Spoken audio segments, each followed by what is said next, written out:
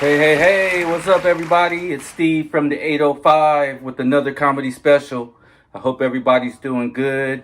Shoot, man, I started to come out here in a football helmet and protective gear with comedians getting slapped and tackled and everything. But then I remembered I was in my bedroom, so the only person I got to worry about is my cat. So hopefully you won't see me all scratched up on my next one.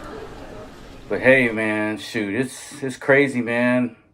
Me and my wife got into it.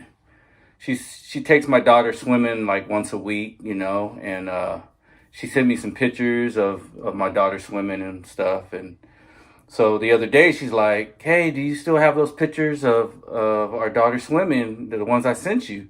I said, "No, I deleted those. I needed the space on my phone to do this comedy special." She said, "See, you so selfish. You can't even save the pictures of your daughter." I said, "Well, if you would have got me the iPhone 13 with the 512 gigabytes, I'm sitting here dealing with this iPhone 11. I got to deal with what I got. I got to deal with what I got, you know?" And then she asked me, she said, "Hey, she's got a field trip coming up and they need people to volunteer. And she goes, I usually do it and I would do it, but I have to work." And I said, she asked me, you think you want to do it? And I said, "Nah, I'm not up for it." She goes, "Why not?" And my wife, she doesn't understand that I have a history of working with kids, and I've been a school counselor. I've been campus security for like junior high school. I was a probation officer. I'm tired. I want to save all my energy for my child's attitude. I don't want to deal with, 'cause there's always one. There's always one in each classroom. And it'd be my luck that child will be in my group. And you got to go running after them and telling them to pipe down. And, it's always one. And I don't know where that comes from. I don't know if that's from, the parenting or what. And it seems like you can always tell.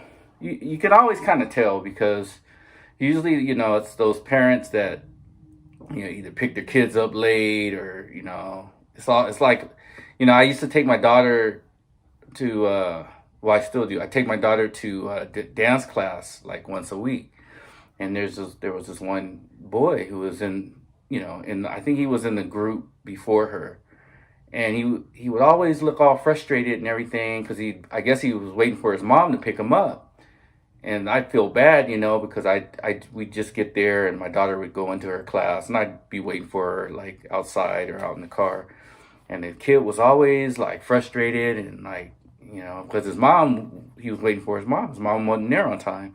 And I used to tell him, "Hey man, it'll be okay. She'll be here soon." I often wonder what the mom was off doing.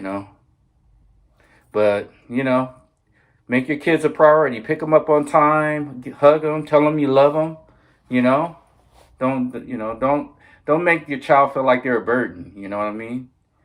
But speaking of the jobs I had, I remember one time when I was working at the junior high school. I was a counselor, and then I did like campus supervision during like lunchtime. And so the vice principal, she was a female, and she said, "Hey, can you go out and get so and so? We suspect he might have something on him." So I brought him in the office. I patted him down. And he had something hard in between his legs. No, it wasn't that. It was a gun. And so I had him hand it to me. In retrospect, I should have probably reached down and got it myself. He probably could have killed everybody in the office, but I wasn't. Back then it was a while ago, and back then, kids would just didn't happen often, but kids would bring things like that, knives and guns to school just to show off. They weren't actually killing people like they are now. It's sad to say, but these kids I don't know what it is, man. I don't know if it's the movies or music. I know they're getting bullied, but I don't know, man. And speaking of music, you guys hear about BHAD BHABIE? This I think she's 19 years old now, a 19-year-old, and she got her fame. She was on the Dr. Phil show like 3 years ago. She's like this out of control little rebel girl, and parents had a hard time dealing with her. So, you know, a little catchy name. And so she made $52 million on OnlyFans. And if you guys don't know what OnlyFans is, like a kind of like a subscription based thing where you can put pictures, and a lot of women put their little sexy pictures or their music if they do music. So I'm like, man, this girl made $52 million. So I was curious. I wanted to see what she's all about, you know. So I checked out some of her music videos, and there's one I really kind of was digging. It's called Gucci Flip Flops. You know, it's a song where it's like her and her family are watching TV, and you know, you kind of like mesmerized. You're just mesmerized.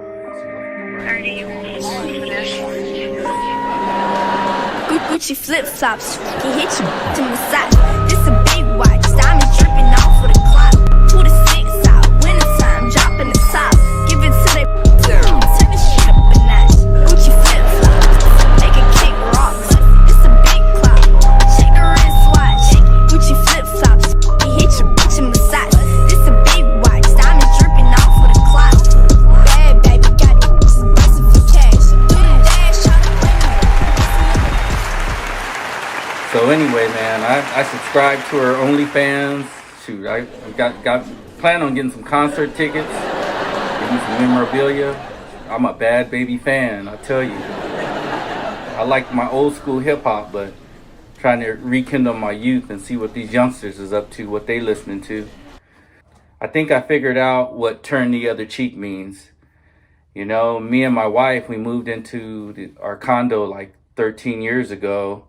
And, you know, when you move into a new place, you know, you're excited, and, you know, you say hi to all the neighbors. You want to get to know them and everything. But there's one particular neighbor that lived like across from us.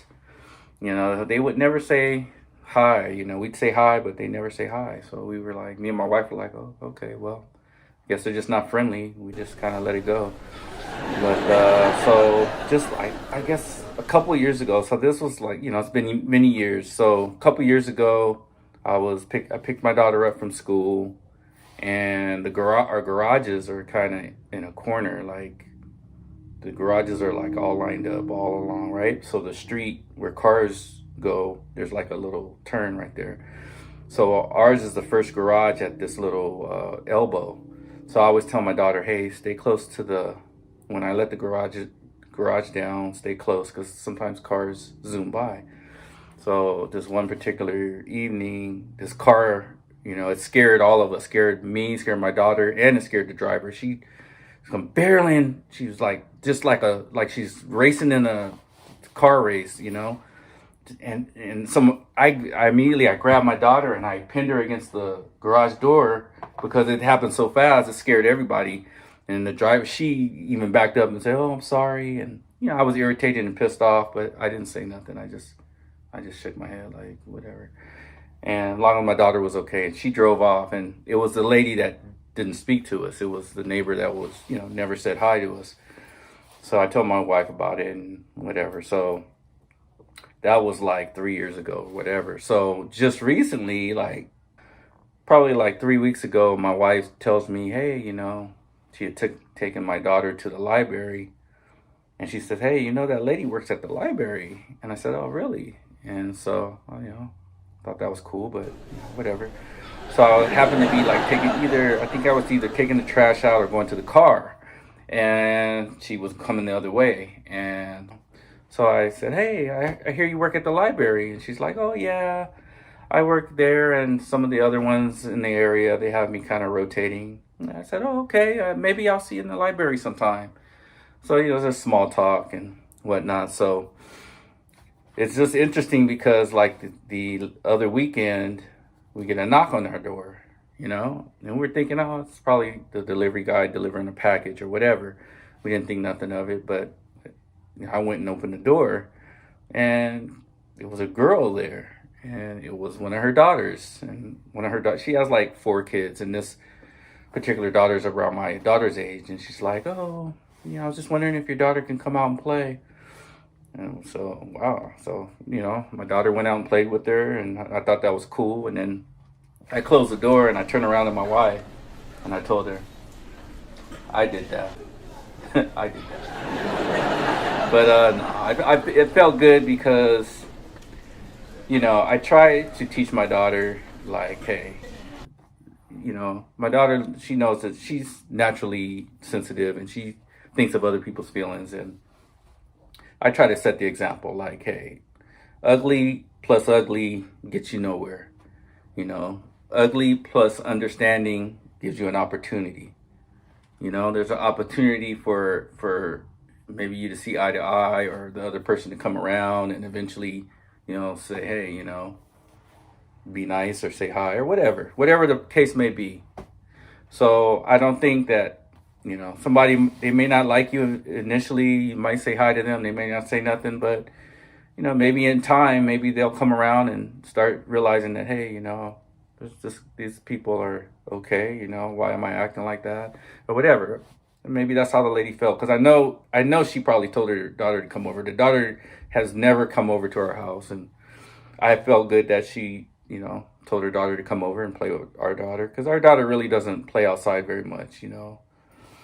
And a lot of other kids do. She just hasn't really, she only knows a few kids around here, but she has a lot of, you know, friends at school, whatever. But I'm glad she's starting to play outside more a little bit.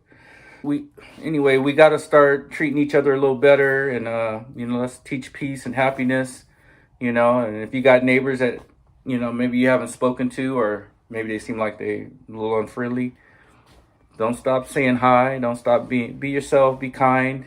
You know, I grew up, I was taught to say hi to people, so that's what I do. And not that I always speak to everybody, but I try to be friendly, you know, when I can. And anyway, that's me, guys. I hope you guys like the comedy special. I'll hit you up with another one soon. And it's Steve from the 805. Peace.